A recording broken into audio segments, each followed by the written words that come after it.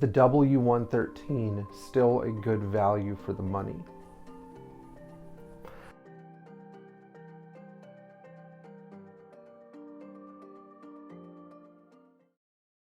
So with W113 SLs shooting up in price recently, this begs us to ask the question, is this still a good value for the money?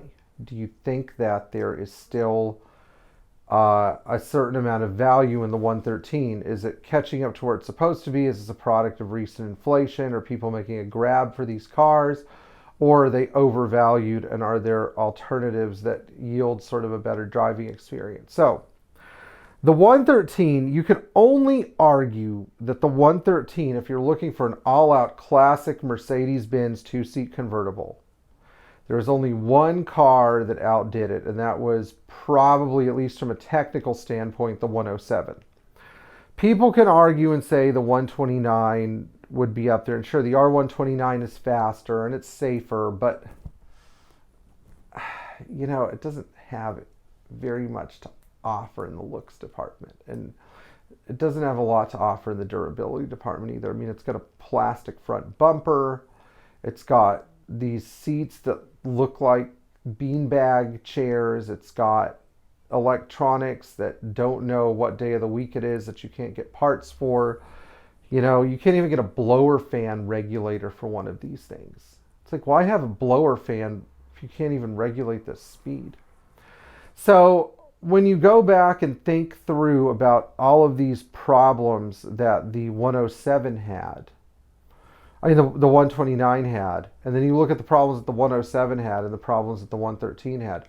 The 107 is still, out of the three cars, the easiest one to maintain. And it's still probably the easiest one to purchase a good example of.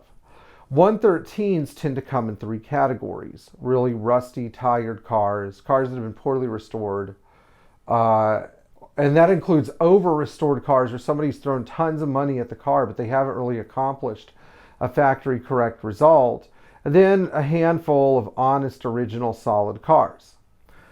I think one of the temptations of low mileage 113s is you see cars that people have inevitably tried to keep perfect, and so they've screwed around with the car. They're like, oh, I had a customer that had speakers in his door panels on his 29,000 mile 280 SL. His solution was reupholster the door panels, but where are you going to get a factory door card? Where are you going to get factory leather? It's not going to look right. Sure, you might not have a hole in it from a speaker, but then like the whole thing is just off a little bit. What do? And a lot of people don't realize that the manufacturing processes from the 1960s, which are very labor intensive and human capital intensive, are no longer viable today. That's why we have injection molded hard center consoles in our real Nissan Sentras, where you put your leg up against it and it leaves like a mark and hurts your knee.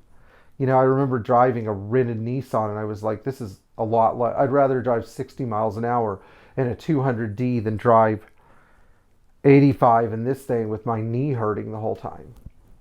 I don't know, I'm a big guy, so maybe I'm crazy, but you get my point. You can't replicate this sort of thing. Now with the 107, the cars were so durable that even when they haven't been treated that well, the original finishes, original leather, dashboards, steering wheels, armrests, rubber trim, chrome trim, all of it seems to hold up just a little better than the 113. And for that reason, I think that the 107 is actually a better value proposition than the 113. Now, there are a couple of non-starters. If you're my size, the idea of getting in and out of a 560 SL every day sounds miserable. I mean, I'm huge. Getting in and out of one of those cars hurts me. Getting in and out of a 113, no big deal. But a 107, no. No. I don't want to do it. You know, I don't like it. A SLC I can do, but a 107 Roadster, no. Another question is the question of performance and what each car does. Now, if you upgrade the rear axle in a 280 SL, I have to say it's a very nice driving car. But the 560 SL came with a 247 diff. The 500 SL came with a 2.25 diff. The 380 SL came with a 2.47 diff. My point is, all these cars get the same or better fuel economy on the highway than the 113. at higher speeds with air conditioning. And you still have the classic Mercedes analog build quality, which is the most important thing.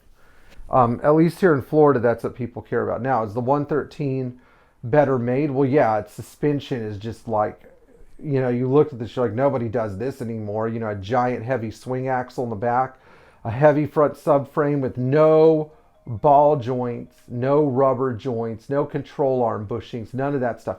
It is all metal, trunnions, kingpins, screw type control arm joints. I mean, all this stuff that costs a fortune to manufacture, which is why if you wanted to build one of these cars today, you know, with today's labor process, it would be like $400,000. You know, probably that's where the needle lands. And next week, with the way things are going, it might be $500,000. You know, thanks, Joe Biden. Just saying a little thank you to my favorite president. I don't think it's entirely a government thing, though. I think that this was coming for some time. So I don't know if it's really a partisan politics problem. I think it's more of a long-term economic black chick that's getting ready to rear its little cute fuzzy inflation sign head.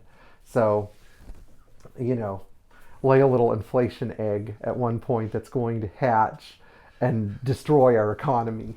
God help us all. I'm just a videographer.